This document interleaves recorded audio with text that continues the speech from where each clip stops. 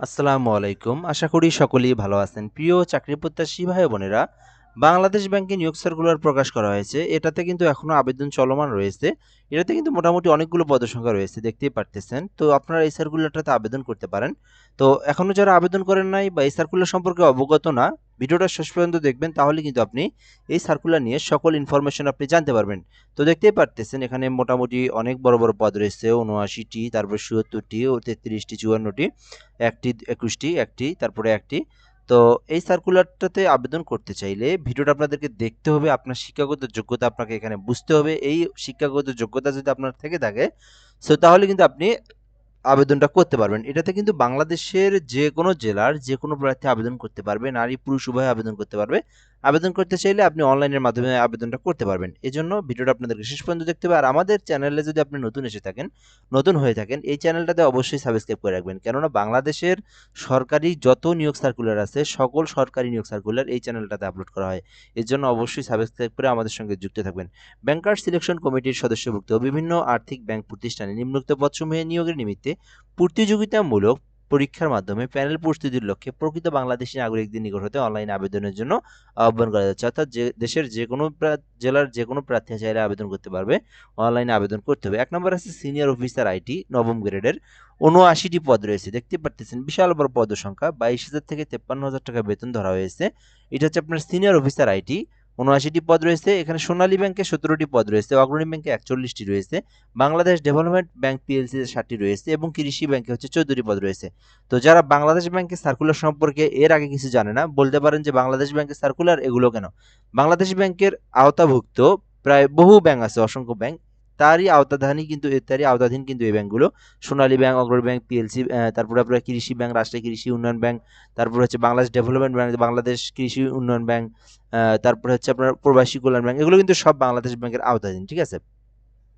তো এগুলোতে যখন শূন্যপদ তৈরি হয় বা যেকোনো কারণে কিন্তু আপনার যেকোনো শূন্যপদ তৈরি হলে কিন্তু সেটা কিন্তু বাংলাদেশ ব্যাংকের নামেই কিন্তু নিয়োগ সার্কুলারটা প্রকাশ করা হয়ে থাকে।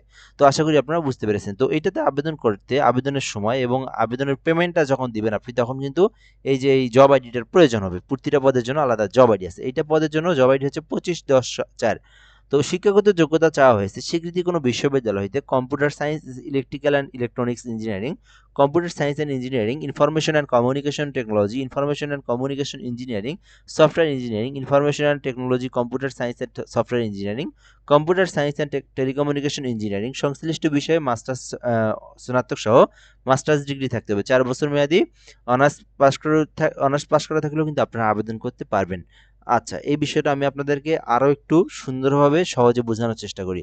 এখানে যে ডিপার্টমেন্টগুলোর নাম দেখতেছেন আপনারা, আমি যদি একটু জুম করে দেখাই, এখানে যে ডিপার্টমেন্ট বা সাবজেক্ট যেটাই বলেন না কেন আপনি, এইগুলো নিয়ে যারা 4 বছর মেয়াদি অনার্স কমপ্লিট করছেন অথবা 4 বছর মেয়াদি ডিপ্লোমা করছেন, তারা কিন্তু আবেদন করতে পারবেন।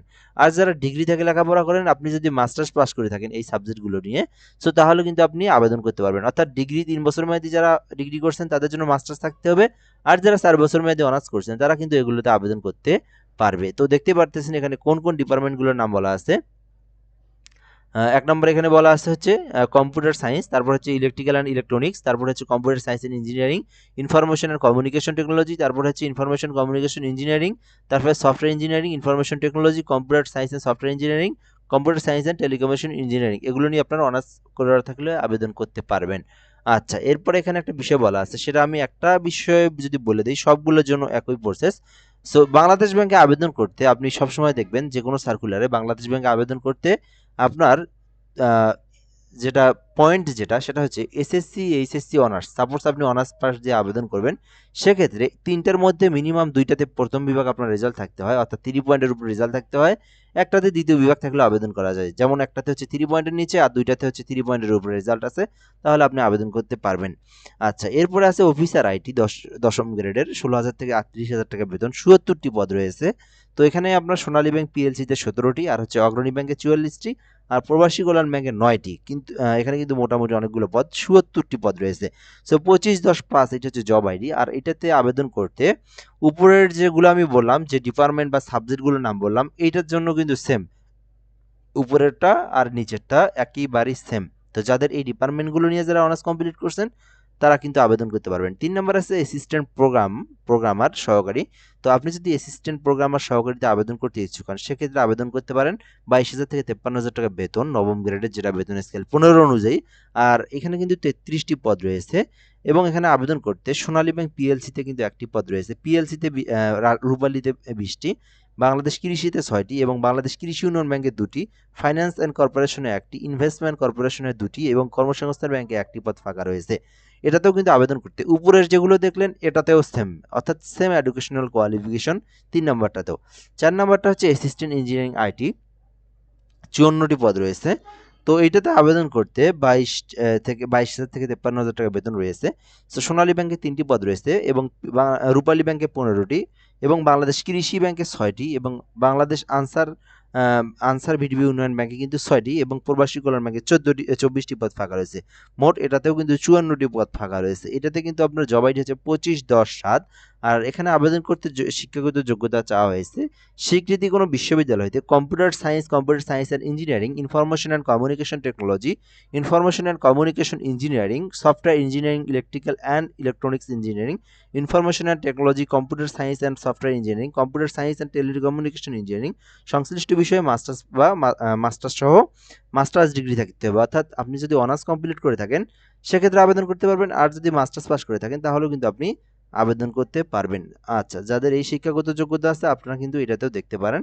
আর এটাতেও কিন্তু আপনার সেম জিনিস, যেটা হচ্ছে আপনার তৃতীয় বিভাগ, দুইটাতে আপনার প্রথম বিভাগ থাকতে হবে, একটাতে দ্বিতীয় বিভাগ থাকলেও আবেদন করতে পারবেন, কিন্তু তৃতীয় বিভাগ থাকা যাবে না। অর্থাৎ এসএসসি এইচএসসি অনার্সের 3টাতে কিন্তু থাকা যাবে না, ঠিক আছে? ওকে। 5 নম্বর আছে অ্যাসিস্ট্যান্ট ডাটাবেজ অ্যাডমিনিস্ট্রেটর।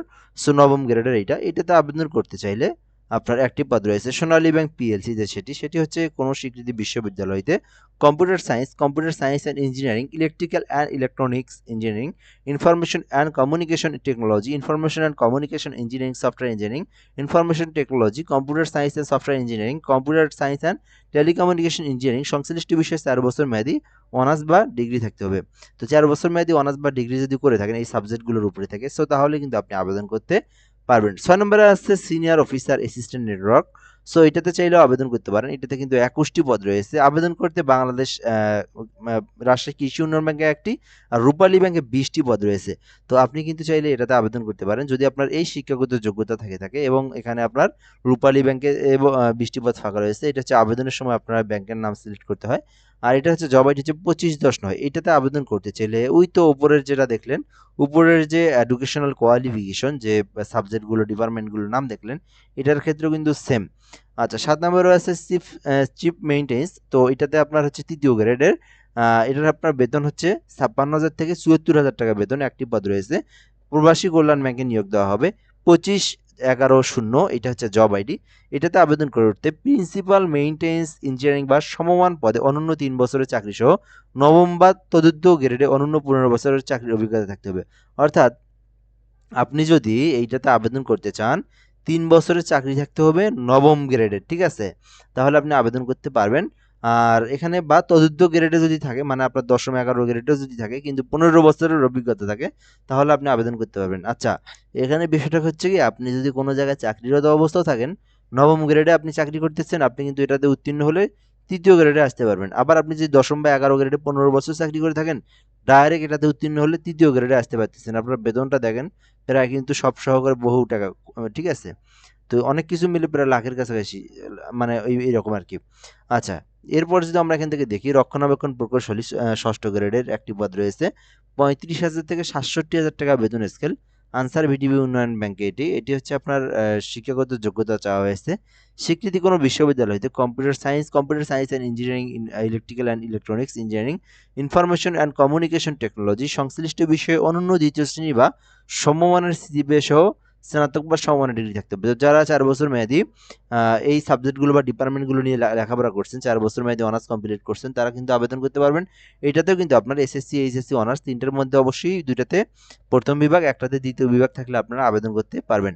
তো আপনি আপনার শিক্ষাগত যোগ্যতা অনুযায়ী যে পদটাতে আপনি আবেদন করতে পারবেন বা আপনার শিক্ষাগত যোগ্যতা আছে সেই পদে কিন্তু অ্যাপ্লাইটা করতে পারবেন। আচ্ছা, এরপরে যদি আমরা এখান থেকে দেখি, তো এই জিপিএর বিষয়টা কিন্তু আমি আপনাদেরকে বলেই দিচ্ছি। এখানে প্রথম বিভাগ বলা হয় 3 পয়েন্টের উপরে, আর দ্বিতীয় বিভাগ বলা হয় 2 পয়েন্ট থেকে 3 পয়েন্টকে বলা হয় দ্বিতীয় বিভাগ, আর হচ্ছে 3 পয়েন্ট থেকে 5 পয়েন্টকে বলা হয় প্রথম বিভাগ। আর অনার্সের ক্ষেত্রে 4 পয়েন্ট যেহেতু স্কেল, 3 পয়েন্ট থেকে 3 পয়েন্টের উপরে এবং 3.75 অর্থাৎ বলা হয় প্রথম বিভাগ, আর দ্বিতীয় বলা হয় 2.25 থেকে 3 পয়েন্টের মধ্যে। আচ্ছা, এই ছিল মূলত বিষয়। আবেদন করতে 21 থেকে 32 বছর পর্যন্ত সময়সীমা রয়েছে। আর আবেদনের সময় হচ্ছে 1-2, অর্থাৎ আজকে কিন্তু 30 তারিখ, আর হচ্ছে 2 দিন আছে। এর রাত 12টা পর্যন্ত করতে পারবেন, আপনার ফেব্রুয়ারি মাসের 1 তারিখ পর্যন্ত, 1 তারিখ বা রাত 12টা পর্যন্ত। আরও 2 দিন, প্রায় 3 দিনের মতো আছে আবেদনের জন্য সময়সীমা রয়েছে।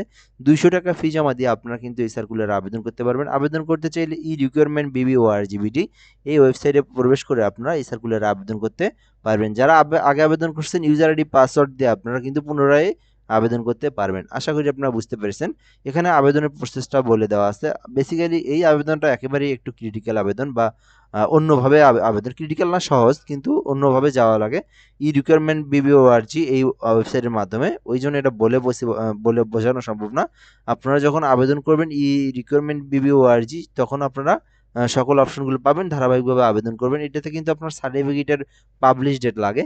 আর আবেদন করতে এখানে ছবি এবং স্বাক্ষরের মাপগুলো দেওয়াই আছে। তো সকল ইনফরমেশন আপনারা দিয়ে সিরিয়াল অনুযায়ী ব্যাংকের নামগুলো উল্লেখ করে দিয়ে আপনারা রকেটের মাধ্যমে ইউজার আইডি দিয়ে আপনারা কিন্তু সিবিআইডি দিয়ে রকেটের মাধ্যমে পেমেন্ট করতে হবে।